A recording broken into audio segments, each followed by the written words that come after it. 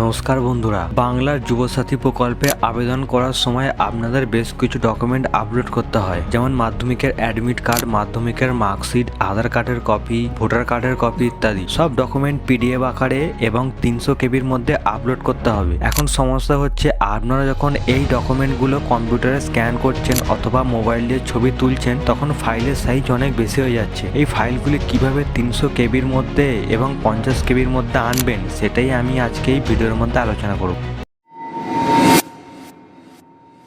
প্রথমে দেখে নেওয়া যাক ডকুমেন্ট কিভাবে প্রস্তুত করবেন। ধরুন এটি আপনার মাধ্যমিকের মার্কশিটের প্রথমে একটি পরিষ্কার জেরক্স করুন, তারপর তার উপর নিজে সই করুন। সই করার পর সেটির আবার ছবি তুলুন অথবা স্ক্যান করুন। নির্দেশ অনুযায়ী প্রত্যেকটি ডকুমেন্টের সেলফ অ্যাটেস্টেড হতে হবে, অর্থাৎ আপনার নিজের সই থাকতে হবে, এইরকমই বলা আছে। এবার দেখুন এই ফাইলটির সাইজ প্রায় 1 MBর কাছাকাছি হয়ে গেছে, কিন্তু আমাদের এটিকে 300 কেবির মধ্যে আনতে হবে। তার জন্য আমি একটি ওয়েবসাইট ব্যবহার করব। ওয়েবসাইটের লিঙ্ক আমি ডেসক্রিপশনে দিয়ে রাখবো। ওয়েবসাইটে গিয়ে অ্যাড ইমেজ অপশানে ক্লিক করবেন এবং নিজের ছবিটি আপলোড করবেন। ছবিটি আপলোড হওয়ার পর নিচে পিডিএফ সাইজ সেট করার অপশান থাকবে। এখানে 300 কেবি বলা থাকলেও আপনারা একটু কম রাখুন, যেমন 280 কেবি। 280 কেবি সেট করবার পর convert to PDF A click করুন। এরা কিছুক্ষণ সময় নেবে। এরপর দেখবেন আপনার পিডিএফ ফাইল তৈরি হয়ে গেছে। ফাইলটির নাম আপনি প্রয়োজন অনুযায়ী পরিবর্তন করে ডাউনলোড করতে পারবেন।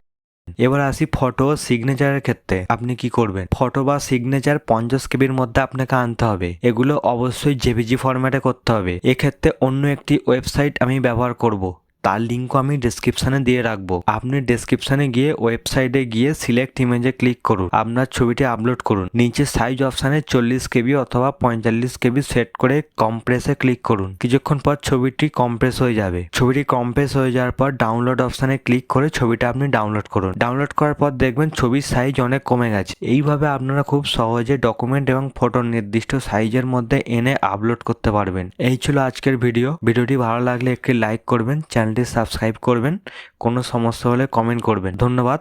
এই রকম গুরুত্বপূর্ণ তথ্য পেতে আমাদের চ্যানেলটি সাবস্ক্রাইব করুন। দেখা হবে পরের ভিডিওতে।